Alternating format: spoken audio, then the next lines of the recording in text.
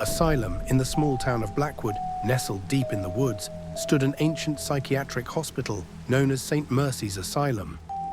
It was said to be cursed by dark forces, but for Dr. Ethan Carter, it was just another job. He arrived with his assistant, Emma, hoping to uncover the secrets behind the asylum's infamous reputation. Night 1. The arrival. When they entered the asylum, the air felt heavy, and the walls seemed to whisper secrets from the past. Ethan and Emma were greeted by Sister Martha, a stern nun who ran the facility. She warned them about the patients.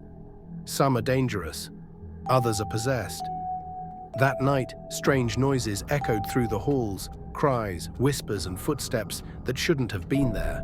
Emma woke up to find a shadowy figure standing at the foot of her bed. When she screamed, it vanished into thin air. Night 3. The first patient. Ethan met one of the patients, a man named Victor, who claimed he had made a deal with the devil. Victor's eyes glowed red when no one was looking, and his voice carried an otherworldly tone. "They're coming for you," he whispered before laughing maniacally. Later that night, Emma discovered something horrifying in the basement. A ritual circle drawn in blood, surrounded by candles. In the center lay an ancient book bound in human skin. Before she could investigate further, the lights went out and the doors locked themselves. Night 6. The nun. The next morning, Sister Martha found Emma pale and shaken. She confessed seeing a ghostly nun in a black habit floating down the hallway. Martha dismissed it as paranoia, but later that night, the nun appeared again, this time dragging a young boy by his ankle. Emma tried to intervene, but the nun turned to her, revealing a face twisted with rage and rotting flesh. Night 9. Possession.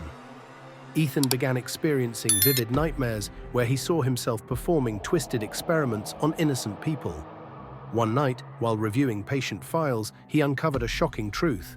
The asylum had conducted illegal experiments involving demons and human subjects.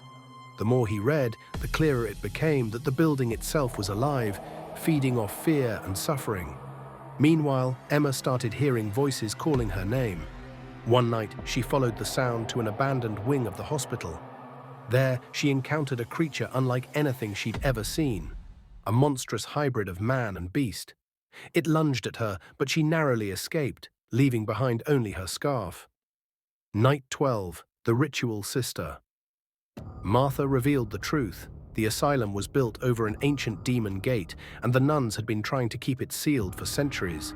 But now the seal was weakening, and the demons were growing stronger. To stop them, Ethan and Emma had to perform a dangerous ritual using the book Emma found in the basement. On the 12th night, they gathered in the chapel, lighting candles and reciting incantations. Suddenly, the room filled with black smoke, and the ground shook violently. From the shadows emerged a towering figure with glowing red eyes, the Demon King himself. Night 15. The sacrifice. To close the gate, someone had to make the ultimate sacrifice.